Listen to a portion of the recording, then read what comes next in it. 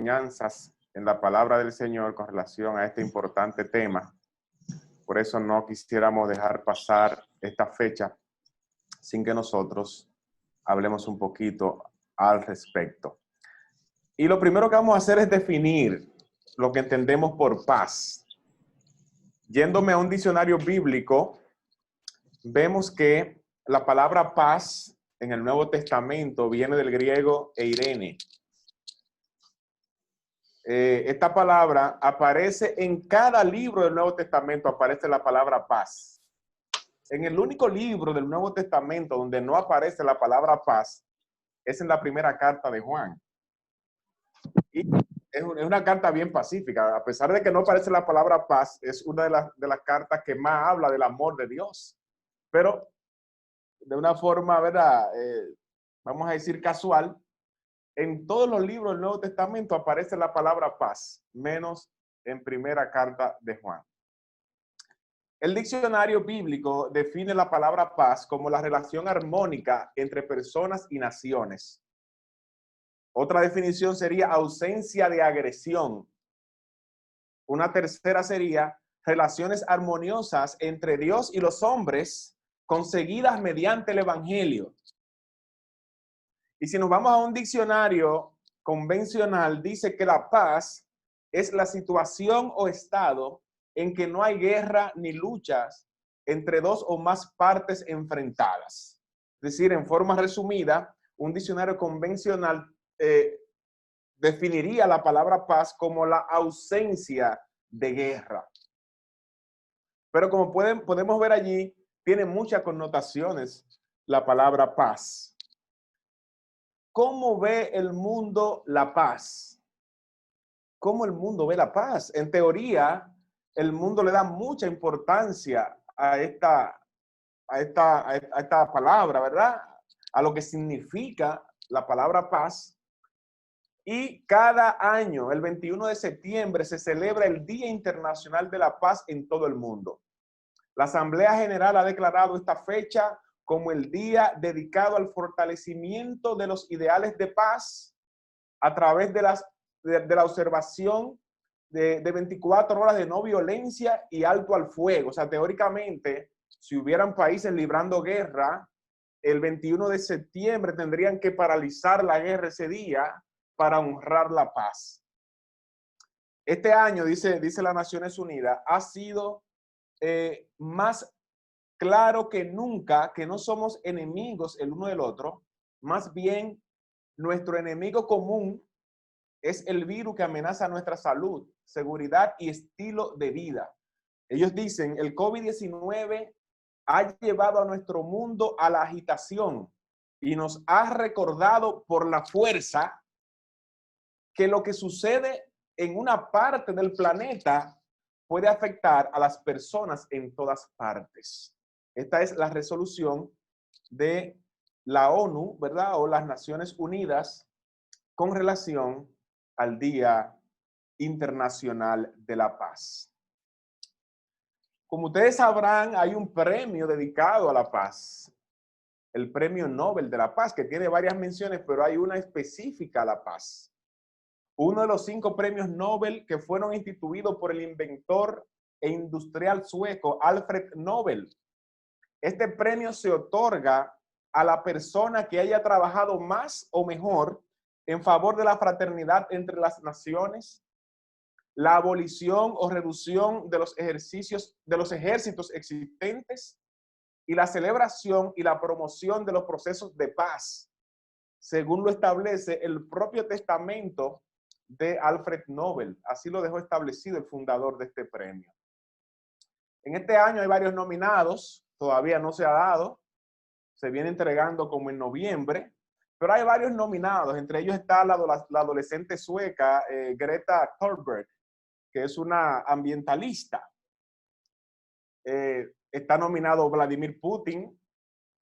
Entre las cosas que se le atribuyen por su nominación está que es un hombre que contribuye a la paz de su pueblo y que trabajó para que la palabra Dios sea incluida en su constitución.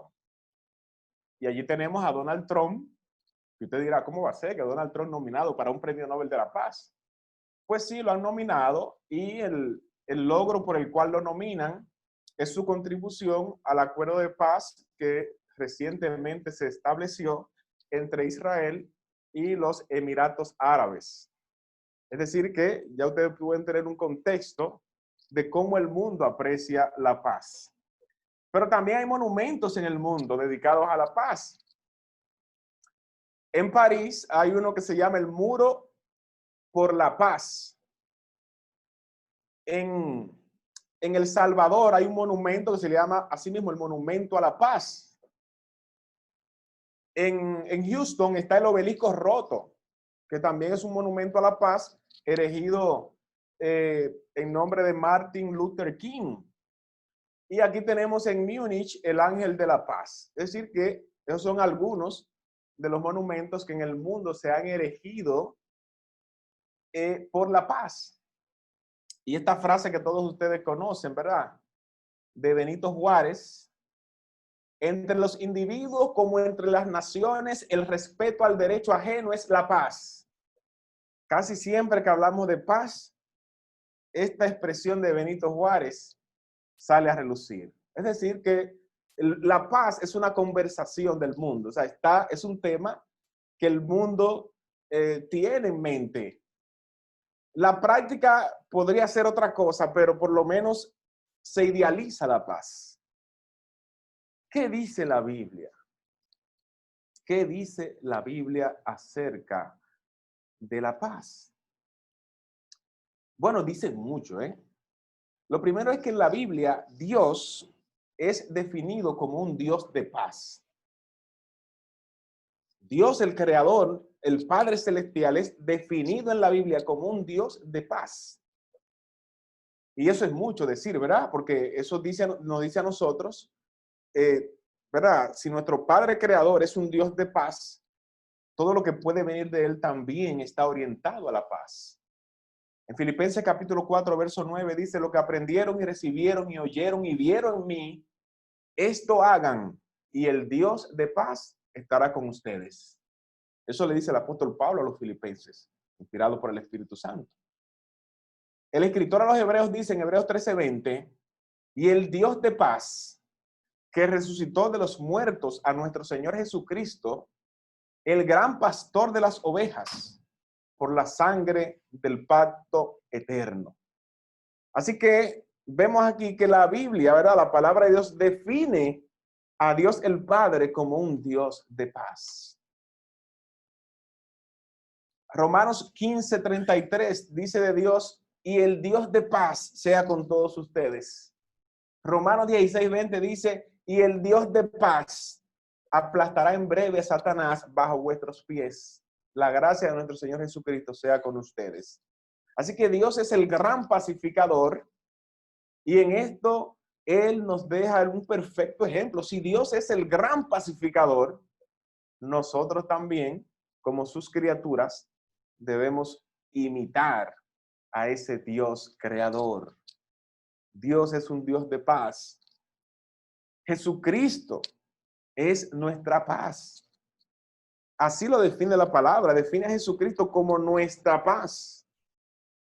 Y dice Isaías capítulo 9, allí está Isaías hablando de Jesucristo en forma ya profética, y dice: porque un niño nos es dado, hijo nos es, un hijo nos es nacido, hijo nos es dado, y el principado sobre su hombro, y se llamará su nombre admirable, consejero, Dios fuerte, Padre eterno, príncipe de paz. Isaías está hablando de Jesucristo y dice que a él se le llamará príncipe de paz. Lo dilatado de su imperio y la paz no tendrán límite sobre el trono de David y sobre su reino, disponiéndolo y confirmándolo en juicio y en justicia desde ahora y para siempre. El celo del Señor de los ejércitos hará esto. El imperio, ¿verdad? Su reino, dice, lo dilatado de su imperio y la paz no tendrán límite. Es decir, que Isaías está profetizando el reino de Cristo, que es su iglesia, y lo está profetizando como un reino de paz. Un reino, un imperio donde la paz no tendría límite. Juan 14:27, Jesucristo dice a los apóstoles y a nosotros: la paz les dejo, mi paz les doy. Yo no la doy como el mundo la da. No se turbe vuestro corazón, ni tengan miedo. Y en Juan 16:33, el mismo Jesucristo también nos dice: estas cosas les he hablado para que en mí tengan paz. En el mundo tendrán aflicción, pero confíen, yo he vencido al mundo. Cristo es nuestra paz. Y Él espera que nosotros, refugiándonos en Él, también tengamos paz. Que nuestros corazones no se turben, que nunca estemos, ¿verdad?, ansiosos, que nunca estemos inquietos, sino que podamos tener paz por la fe que depositamos en Él. Efesios capítulo 2, y hay algunos textos aquí que quisiera leerlo para que vayamos viendo aquí cómo el Señor habla de Jesucristo, o cómo la palabra de Dios habla de Jesucristo como nuestra paz, en el sentido de que nosotros antes de Cristo no teníamos oportunidad de salvación. Dios tenía trato con el pueblo de Israel y nosotros los gentiles no teníamos opción de salvación. Sin embargo, Jesucristo es nuestra paz. Pero ahora en Cristo Jesús, dice Efesios capítulo 2, ustedes que en otro tiempo estaban lejos, han sido hechos cercanos por la sangre de Cristo. Es decir, los gentiles estábamos lejos, pero ahora en la sangre de Cristo hemos sido hechos cercanos. Y dice el verso 14, porque Él es nuestra paz, que de ambos pueblos, es decir, el pueblo judío y el pueblo gentil, de ambos pueblos hizo uno, derribando la pared intermedia de separación, aboliendo en su carne las enemistades y la ley de los mandamientos expresados en ordenanzas, para crear en sí mismo de los dos un solo y nuevo hombre, haciendo la paz. El Señor Jesucristo hizo la paz entre judíos, gentiles. Todos ahora podemos salvarnos sin importar la nacionalidad, si venimos a Cristo. Y mediante la cruz reconciliar con Dios a ambos en un solo cuerpo, matando en ella las enemistades, y vino y anunció las buenas nuevas de paz a ustedes que estaban lejos y a los que estaban cerca. Porque por medio de él, los unos y los otros tenemos entrada por un mismo espíritu al Padre. Es decir, que Jesucristo es el camino al Padre. Y por eso dice Hechos 4:12 que en ningún otro hay salvación, porque no hay otro nombre bajo el cielo dado a los hombres en quien podamos ser salvos. Y por eso él dice: yo soy el camino. Dice el verso 19, así que ya no son extranjeros ni advenedizos, sino conciudadanos de los santos y miembros de la familia de Dios, edificados sobre el fundamento de los apóstoles y profetas, siendo la principal piedra del ángulo Jesucristo mismo, en quien todo el edificio bien coordinado va creciendo para ser un templo santo en el Señor, en quien ustedes también son juntamente edificados para morada de Dios en el Espíritu Santo. Jesucristo ha sido nuestra paz. Él nos ha reconciliado con Dios. Por eso dice Romanos capítulo 5, justificado pues por la fe, tenemos paz para con Dios por medio de nuestro Señor Jesucristo. Gloria al Señor. Dice allí, por quien también tenemos entrada por la fe a esta gracia, en la cual estamos firmes y nos gloriamos en la esperanza de la gloria de Dios. Somos justificados, es decir, somos justos por medio de la fe en nuestro Señor Jesucristo. Por medio de él tenemos paz para con Dios. Antes éramos enemigos, pero ya hemos sido reconciliados, hemos hecho las paces con Dios a través de Jesucristo. Es lo que dice el texto. Y Romanos capítulo 5 sigue diciendo además, en el verso 8, que Dios muestra su amor para con nosotros en que siendo aún pecadores, Cristo murió por nosotros. Miren cómo Cristo muere por nosotros para reconciliarnos. Dice el verso 6, porque cuando aún éramos débiles, a su tiempo murió por los impíos. Ciertamente apenas moría alguno por un justo, con todo pudiera ser que alguno osara morir por el bueno. Mas Dios muestra su amor para con nosotros, en que nosotros, siendo pecadores, siendo enemigos de Dios, Jesucristo muere para reconciliarnos con Él, para que tengamos paz para con Dios. Así que aquel que no está en paz con Dios no tiene por qué estar así, porque ahora hay una forma de reconciliarnos con Dios a través de Jesucristo. Él es nuestra paz. Y nos reconciliamos con Dios a través de la obediencia al Evangelio. Jesucristo nos trajo las buenas nuevas de salvación. Y la palabra de Dios habla del Evangelio como el Evangelio de la paz, porque es precisamente a través de esas buenas noticias de salvación, mediante la cual, ¿verdad? Al obedecer ese mensaje, nosotros tenemos esa paz con el Señor. Dice Hechos capítulo 10, verso 36. Pedro llega a la casa de Cornelio y comienza a predicarle el Evangelio a todos los que estaban reunidos allí. Y dice, entre las cosas que dice Pedro en su discurso, dice, Dios envió mensaje a los hijos de Israel anunciando el evangelio de la paz por medio de Jesucristo. Este es Señor de todos. Miren cómo Pedro se refiere al evangelio que predicó Jesucristo entre los judíos como el evangelio de la paz.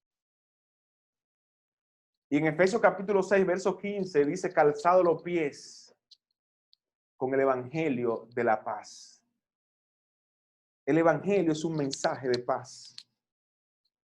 Es un mensaje de paz porque permite que usted, que está en guerra, en enemistad con Dios, se pueda reconciliar con Él a través de la obediencia a esas buenas nuevas que nos trajo el Señor Jesucristo. Por eso dice Romanos capítulo 10, versos 14 y 15, ¿cómo pues invocarán a aquel en el cual no han creído? ¿Y cómo creerán en aquel de quien no han oído? ¿Y cómo oirán sin haber quien les predique? ¿Y cómo predicarán si no fueren enviados? Como está escrito, cuán hermosos son los pies de los que anuncian la paz, de los que anuncian buenas nuevas. Gloria al Señor. Así que aquí el apóstol Pablo, ¿verdad? Habla del evangelio, ese mensaje predicado, y le llama el anuncio de la paz, los que anuncian la paz, los que anuncian las buenas nuevas. El evangelio es un mensaje de paz y es bueno que los amigos que están conectados estén claros con relación a esto. Usted ahora mismo está en enemistad con Dios, pero esa enemistad puede cambiar. Puede cambiar si usted obedece al evangelio, las buenas nuevas de salvación que Dios nos envía a través de Cristo. Usted puede hacer la paz. Usted puede ser justificado a través del evangelio. Esa paz también debe ser de forma horizontal, porque hemos estado hablando de la paz con Dios. Pero es bueno que sepamos que esa paz también debe ser de forma horizontal. Y cuando hablamos de forma horizontal nos estamos refiriendo los unos con los otros. Hasta ahora hemos visto la paz vertical, es decir, hacia arriba con nuestro Dios. Pero es bueno que sepamos que esa paz también debe ser con nuestro prójimo. La palabra de Dios nos instruye al respecto en varias enseñanzas. Hay una frase que se le atribuye a Abraham Lincoln que dice, la mejor forma de destruir a su enemigo es convertirle en su amigo. El cristiano tiene que destruir todos sus enemigos. Tenemos que destruir nuestros enemigos, pero destruirlos haciéndolos nuestros amigos. Tomando esta frase que dice Abraham Lincoln, convertir cada enemigo en amigo es una forma de destruirle. Nuestra paz debe ser horizontal también. Y de nuestra paz horizontal va a depender nuestra vertical.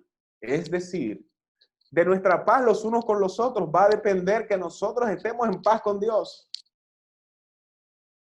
Y dice la palabra de Dios en Romanos capítulo 12, a partir del verso 17, no paguen a nadie mal por mal.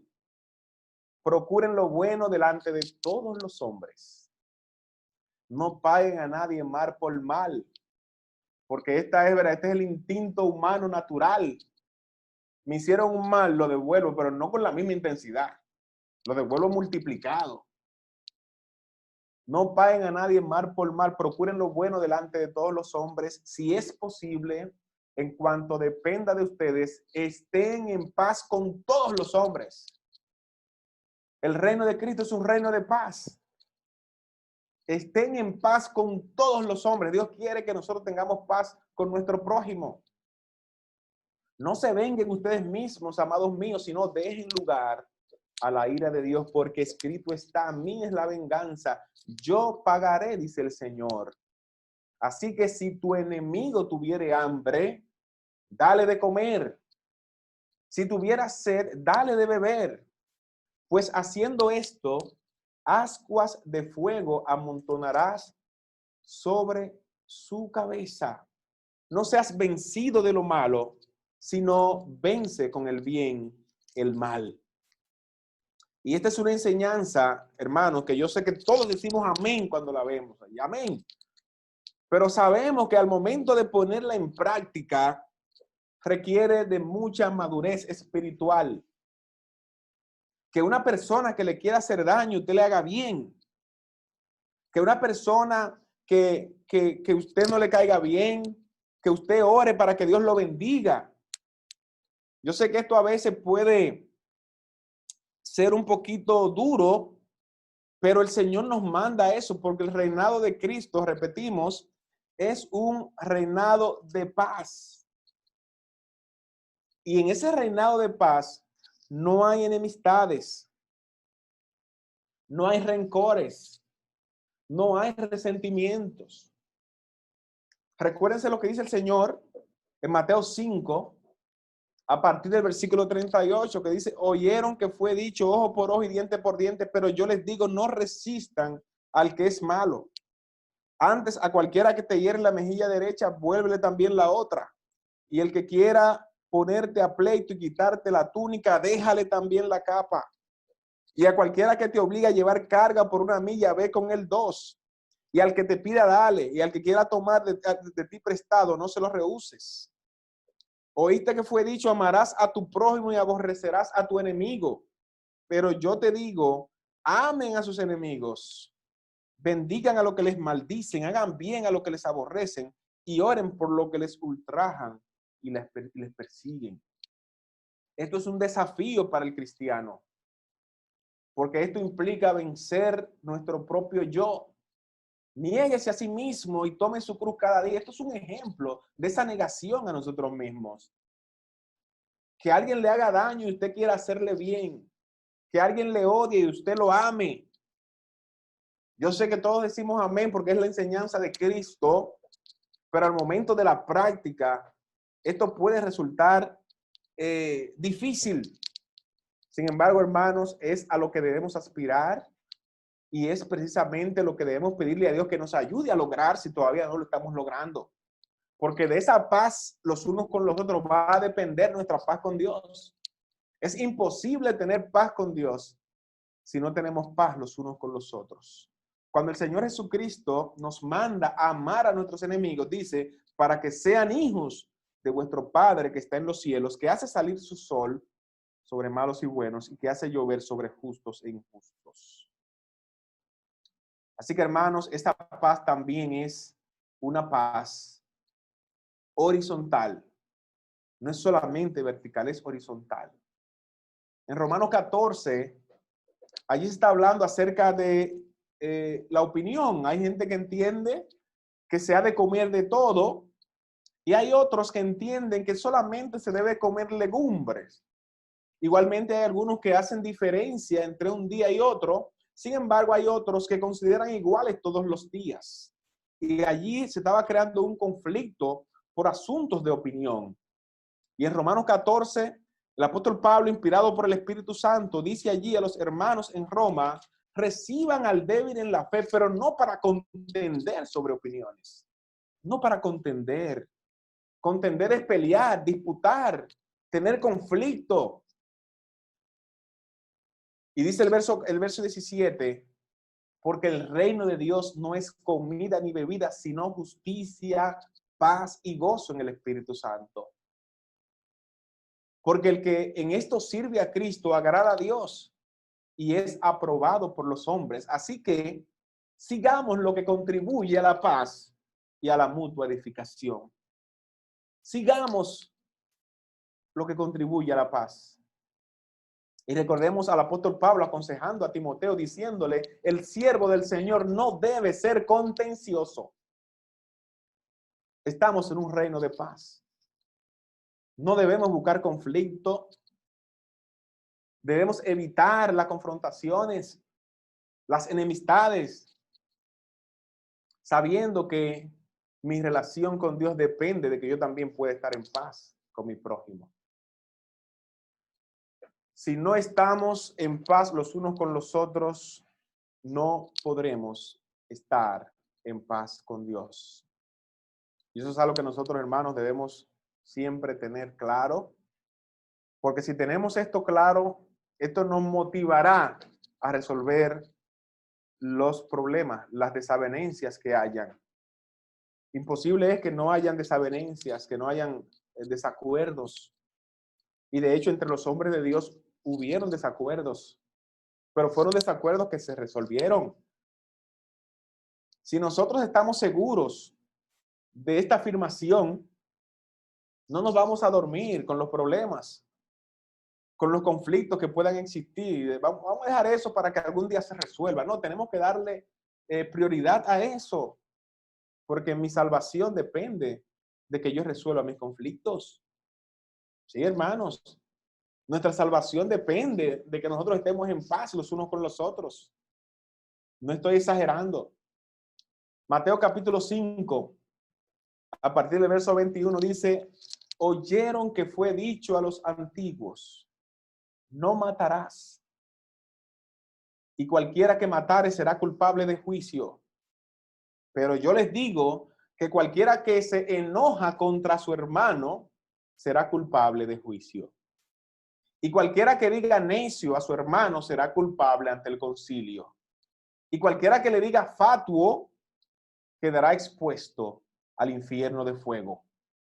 Por tanto, si traes tu ofrenda al altar y allí te acuerdas de que tu hermano tiene algo contra ti, deja allí tu ofrenda delante del altar y anda, reconcíliate primero con tu hermano y entonces ven y presenta tu ofrenda.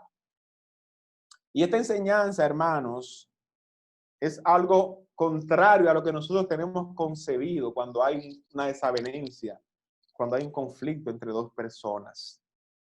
Cuando alguien me ofende, yo entiendo que el que me ofendió es el que tiene que venir y pedirme perdón, porque yo no le hice nada, yo soy inocente. El que me ofendió fue él.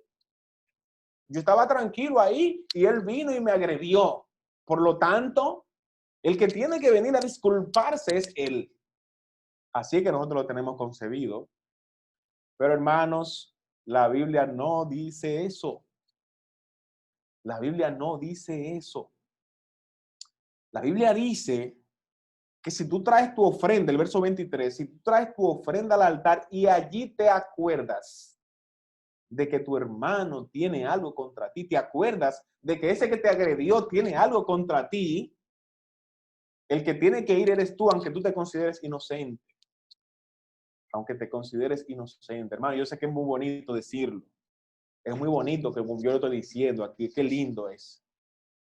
Lo duro es llevar esto a la práctica. Pero eso es lo que dice la palabra. Aunque tú seas inocente porque el otro te agredió injustamente, si te acuerdas que tu hermano tiene algo contra ti, tienes que ir allá donde él y ponerte en paz Reconcíliate primero con tu hermano y entonces ven y presenta tu ofrenda. Ponte de acuerdo con tu adversario pronto, entre tanto que estás con él en el camino. No sea que el adversario te entregue al juez y el juez al alguacil y seas echado en la cárcel. De cierto te digo que no saldrás de allí hasta que pagues el último cuadrante. Hermanos, debemos procurar la paz. Y a eso se refiere Jesús. Voy a repetir esta parte cuando dice, niéguese a sí mismo. Porque esta enseñanza va contrario a nuestro orgullo. ¿Cómo es que yo soy víctima y yo tengo que ir donde esa persona a pedir perdón? Cuando yo soy víctima de él. El que tiene que venir y disculparse es él porque él lo hizo mal. Hermanos, dice aquí la palabra que nosotros somos los que tenemos que ir allá. Tenemos que ir y procurar la paz. Tenemos que procurar la paz los unos con los otros porque nuestra relación con Dios se ve gravemente afectada. Y en 1 de Pedro 3:7 dice, ustedes maridos igualmente vivan con ella sabiamente, dando honor a la mujer como a vaso más frágil y como a coherederas de la gracia, de la vida, para que sus oraciones no tengan estorbo. Y esta enseñanza la tenemos clara, ¿verdad? Aquí dice que si los maridos tenemos conflictos con nuestras esposas, nuestras oraciones van a tener estorbo. El texto no dice a la mujer, pero yo entiendo que también debe aplicarse. Si la mujer tiene conflicto con su marido, su oración también ha de tener estorbo, porque es la misma línea. Pero está bien, para que las damas no peleen conmigo, me voy a quedar con lo que dice el marido, pero el concepto es el mismo. Tenemos que estar en paz en nuestro hogar para que nuestras oraciones no tengan estorbo. Nuestro ministerio, lo que ministramos, es infructuoso si nosotros salimos a ministrar la palabra sin tener los problemas de nuestros hogares resueltos. Tenemos que dialogar el problema. Tenemos que buscar la paz en nuestro hogar para luego ministrar. Es contradictorio que nosotros, ¿verdad?, podamos hacer la obra de Dios si estamos en guerra con nuestras esposas. Nuestras oraciones van a tener estorbo y nuestro ministerio va a ser estéril. Por eso le decía, hermanos, que nuestra relación horizontal de paz, de esa depende también nuestra paz vertical con Dios. Hay que buscar la paz en el hogar y eso implica también a los hijos. Los padres deben tener también la humildad suficiente para pedir perdón si han fallado a sus hijos. No podemos ser autoritarios y decir, no, porque aquí yo soy el papá upa. No, si usted se equivocó, aunque usted sea el papá y ellos sean hijos, discúlpese, pídale perdón para que esté en paz con ellos también. Porque haciendo esto, usted le está dando un ejemplo y entonces le estará predicando de una manera más contundente que si le estuviera hablando. Debemos procurar la paz. La iglesia, el reino de Cristo, es un reino de paz. Hermanos, tenemos que ser pacificadores. Tenemos que estar en paz con Dios, tenemos que estar en paz los unos con los otros, pero también debemos ser entes pacificadores. Y eso quiere decir que debemos estar prestos a mediar para que haya paz en hermanos que puedan estar con problemas. Debemos estar prestos a mediar, dando consejos sabios a alguna pareja que tenga problemas en nuestro entorno. En los consejos que damos, siempre tenemos que pensar si mi consejo, lo que yo voy a decir, será un agua que apagará el fuego o será gasolina.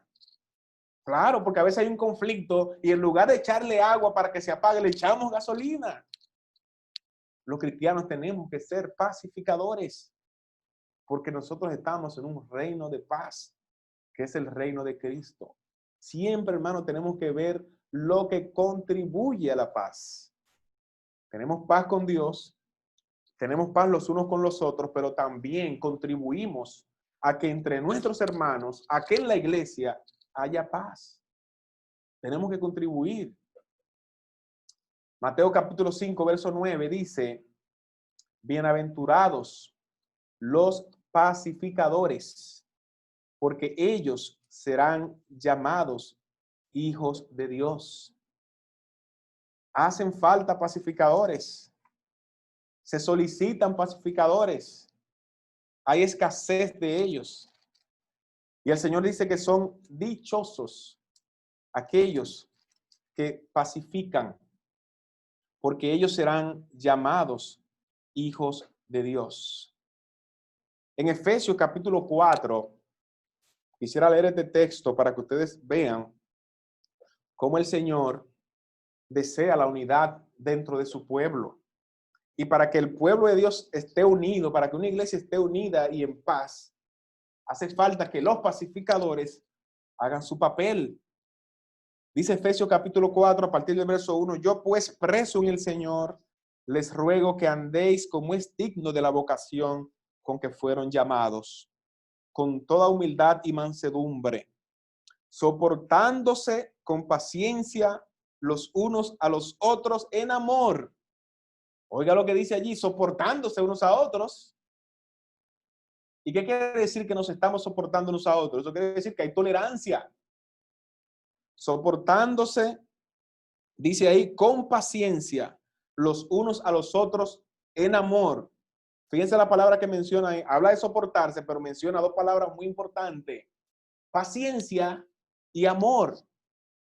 Dice el verso 3, solícitos en guardar la unidad del espíritu en el vínculo de la paz. ¿Qué es un vínculo? Un vínculo es algo que une. Dice en el vínculo de la paz.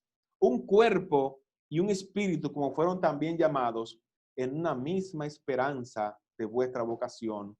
Un Señor, una fe, un bautismo, un Dios y Padre de todos, el cual es sobre todos y por todos y en todos. Gloria al Señor. Hermanos, estamos en un reino de paz y la voluntad de Dios es que nosotros estemos en paz con Él primeramente, que estemos en paz los unos con los otros, pero que también contribuyamos a que haya paz en nuestro entorno. Somos cristianos y somos miembros de un reino de paz. Que Dios nos bendiga a todos y a los amigos que están aquí. Les invitamos a que hagan las paces con Dios. Justificados pues por la fe, tenemos paz para con Dios por medio de nuestro Señor Jesucristo.